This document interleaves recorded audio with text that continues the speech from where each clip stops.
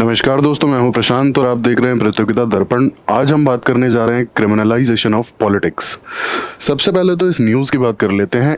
कर्नाटका के assembly election से पहले एडीआर यानी कि एसोसिएशन फॉर डेमोक्रेटिक रिफॉर्म्स, इन्होंने ये बात कही है कि ऐसे कैंडिडेट्स जिनके खिलाफ कोई भी क्रिमिनल केस या तो पेंडिंग है या चल रहा है, ऐसे कैंडिडेट्स की संख्या हर पार्टी में बढ़ती चली जा रही है। और ये कब हो रहा है? कर्नाटका के 2023 के असेंबली इलेक्शन से पहले। अब आइए बात करते हैं क्रिमिनलाइजेशन ऑफ पॉलिटिक्स है क्या। क्रिमिनलाइजेशन ऑफ पॉलिटिक्स का बेसिक मतलब ही यही है कि जिन लोगों के खिलाफ क्रिमिनल केसेस चल रहे हैं या फिर कोई केस पेंडिंग है या फिर कोई वर्डिक्ट पास्ट में दिया जा चुका है और वो सज़ा अपनी पूरी करके और हट चुके हैं वहाँ से, ऐसे लोग लॉ मेकर्स या फिर लेजिस्लेटर्स बन रहे हैं। कैसे? इलेक्शंस लड़के, चुनाव लड़के, या ये तो मेंबर ऑफ पार्लियामेंट बन जाते हैं या फिर स्टेट में विधायक बन जाते हैं, यानी कि स्टेट लेजिस्लेटर्स।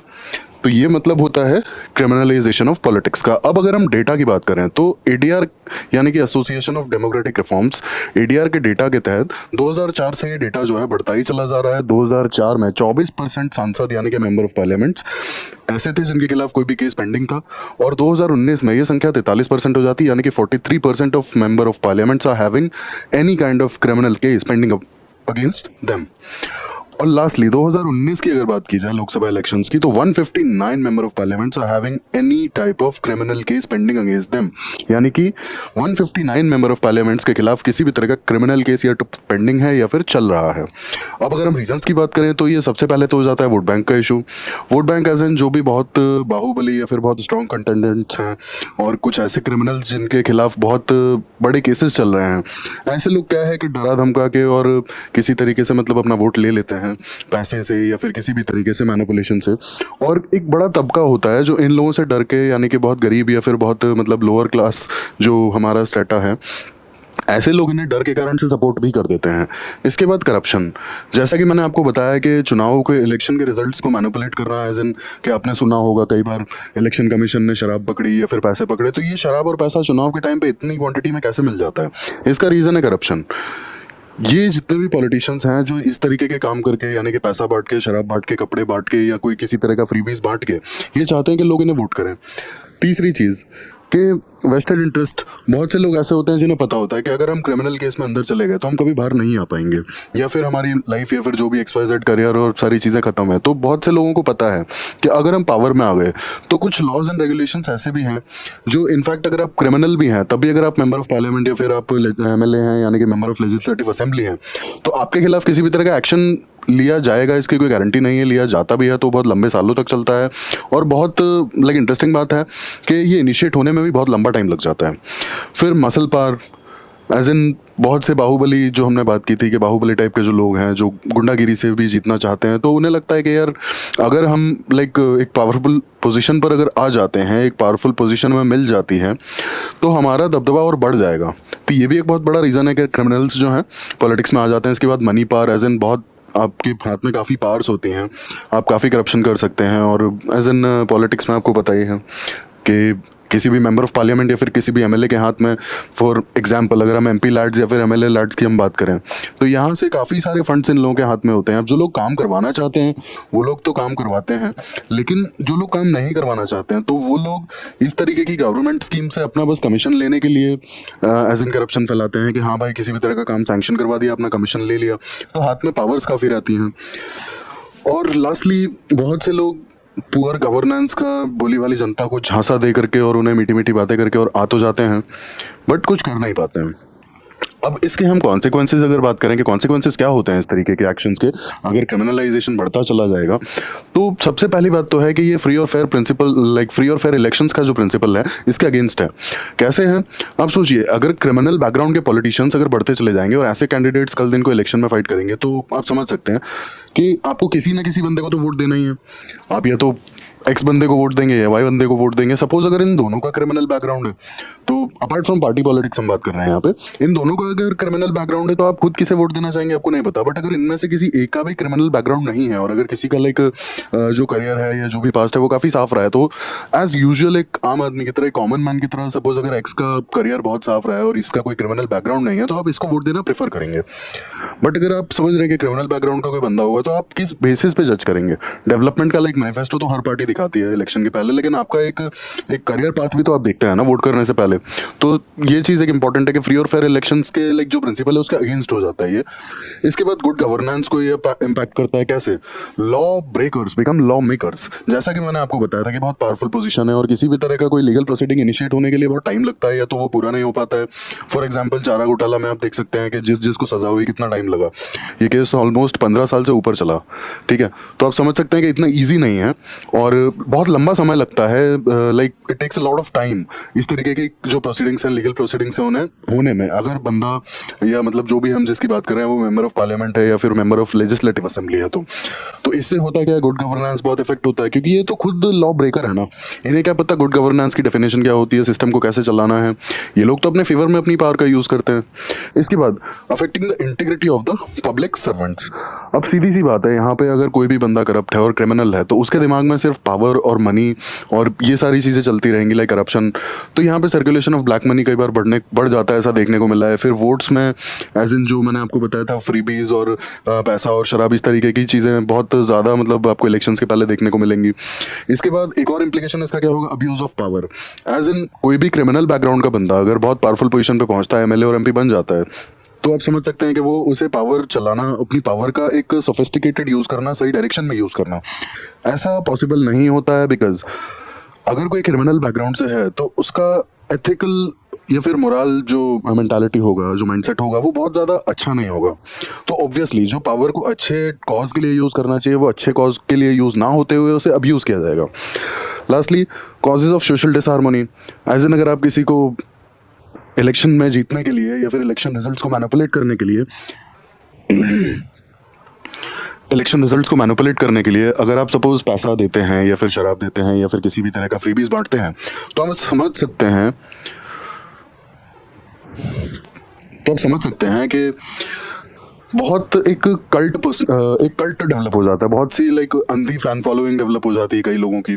तो यहाँ पे सोशल डिसहार्मनी बहुत इजीली देखने को मिलता है कि काफ़ी लोग होता है कि किसी कोई भी लाइक XYZ बंदा है, कोई भी XYZ मेंबर ऑफ पार्लियामेंट है या फिर XYZ कोई एमएलए है, उसने एक बार बोल दिया तो लाइक एक सर्टेन लाइक वोट बैंक जो उस मेंबर ऑफ पार्लियामेंट का, उस लेजिस्लेटर का होगा, वो कई बार बहुत सारे इश्यूज क्रिएट कर देता है, किसी तरह का डिसहार्मनी, किसी तरह के राइट्स और ये सारी चीज़ें, लॉ एंड ऑर्डर की सिचुएशंस बिगड़ जाती हैं। तो ये सारी प्रॉब्लम्स देखने को मिलती हैं। अब हम लीगल एस्पेक्ट्स की बात करें, लीगल एस्पेक्ट्स की अगर हम बात करते हैं तो representation of people's act 1951 clearly define करता है कि किस बंदे को या मतलब किस लेजिस्लेटर को डिस्क्वालीफाई किया जा सकता है, और यहाँ पे क्राइटेरिया क्लियरली मेंशन्ड है। सेक्शन 8 की अगर हम बात करें तो यहाँ क्लियरली डिफाइंड है कि if any person is convicted for a crime whose punishment is more than 2 years jail term should be disqualified for elections purpose. Like election नहीं लड़ सकते ये लोग 6 साल के लिए, इनको डिस्क्वालीफाई कर दिया जाता है। ये सेक्शन 8 में क्लियरली मेंशन्ड है।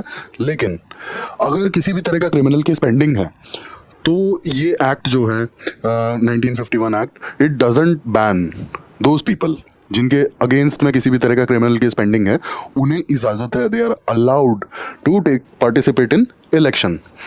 अब हम इनिशिएटिव्स देख लेते हैं गवर्नमेंट ऑफ इंडिया के क्या क्या इनिशिएटिव्स हैं क्रिमिनलाइजेशन ऑफ पॉलिटिक्स को रोकने के लिए। वोहरा कमेटी बनाई गई थी 1983 में। लॉ कमीशन की 244th रिपोर्ट जो कि 2014 में आई थी, उसमें ये रिकमेंड किया गया था कि ऐसे लेजिस्लेटर्स को डिस्क्वालीफाई कर देना चाहिए जिनका सेंटेंस 5 साल से ज़्यादा है। लेकिन यहाँ पे एक कंडीशन थी, 5 साल से ज़्यादा कब है, जब इस तरीके के केसेस जो भी स्क्रूटिनी होती है उससे 1 साल पहले, जो नॉमिनेशन के लिए जो स्क्रूटिनी होती है उससे 1 साल पहले रजिस्टर्ड अगर हो तो।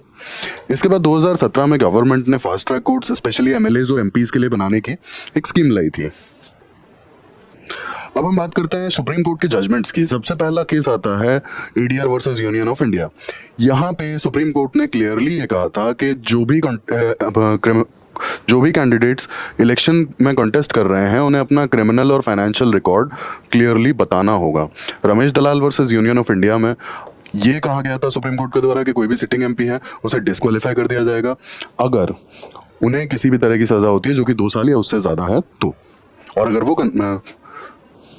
Lily Thomas versus union of India 2013 की अगर बात की जाए तो सुप्रीम कोर्ट ने ये फैसला दिया था, ये उनका जजमेंट था कि अगर कोई भी सिटिंग एमएलए या एमपी है उन्हें 2 साल या उससे ज़्यादा के लिए जेल हो जाती है तो उन्हें इमीडिएटली डिस्क्वालीफाई कर दिया जाता है अपनी मेंबरशिप से राहुल गांधी का जो डिस्क्वालिफिकेशन है वो इसी जजमेंट्स के तहत हुआ है। इससे पहले अगर हम बात करें, एक बहुत छोटा सा क्लॉज है यहाँ पे, हमने आरओपीए 1951 की बात की थी और सेक्शन 8 की बात की थी। सेक्शन 8 का जो फोर्थ पार्ट है, उस फोर्थ पार्ट में जो अपील का क्लॉज था, अपील का clause lily Thomas versus union of India में इलीगल या फिर क्वैश कर दिया गया था सुप्रीम कोर्ट के द्वारा।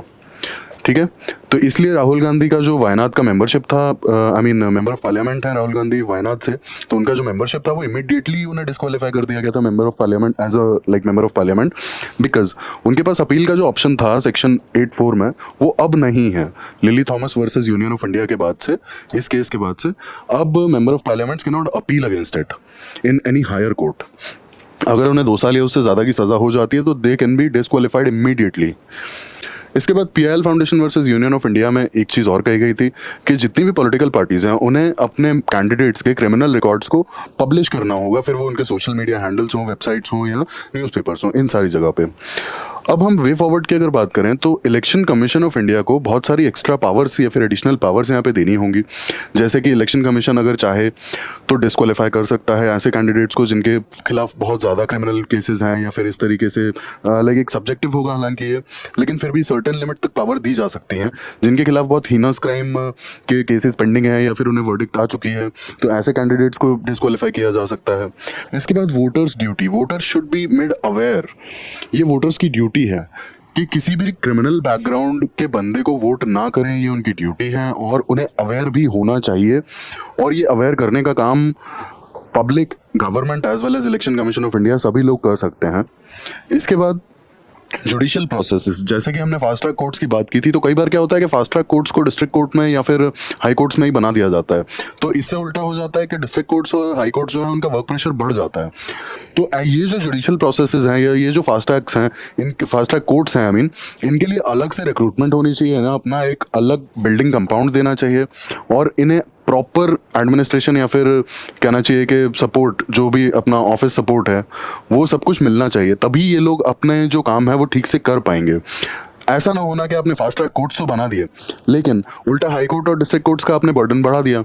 तो इस तरीके के जो जुडिशियल प्रोसेसेस हैं, इस तरीके के जो फास्ट ट्रैक कोर्ट्स हैं, उनको प्रोसेस करने के लिए गवर्नमेंट को इस पर भी ध्यान देना होगा और रिप्रेजेंटेशन ऑफ पीपल्स एक्ट को इस तरीके से अमेंड करना होगा कि जो जेन्युइनली क्रिमिनल्स हैं, जिनका बहुत बड़ा क्रिमिनल बैकग्राउंड है, वो लेजिस्लेशन तक पहुंच ही ना सकें और कभी लॉ मेकर बन ही ना सकें अगर उनके खिलाफ बहुत ही हीनस क्राइम्स की लाइक केसेस हैं जिनमें या तो वर्डिक्ट आ चुके हैं या फिर पेंडिंग है। हालांकि अभी तक आरपीए है जो रिप्रेजेंटेशन ऑफ पीपल्स एक्ट, ये ऐसे लेजिस्लेटर्स को या फिर ऐसे कैंडिडेट्स को बैन नहीं करता है जिनके खिलाफ किसी भी तरह का क्रिमिनल केस पेंडिंग है। ठीक है, ये सिर्फ वही कैंडिडेट्स बैंड हैं या फिर होता है कि इनकी मेंबरशिप को डिस्क्वालीफाई कर दिया जाता है जिनके खिलाफ किसी भी तरह का वर्डिक्ट आ जाता है। तो इस चीज़ को भी आगे सोचना होगा कि किस तरीके से इस पे काम किया जा सकता है। ऐसे ही इन्फॉर्मेटिव वीडियोस के लिए हमारे साथ जुड़े रहिए। Thank you.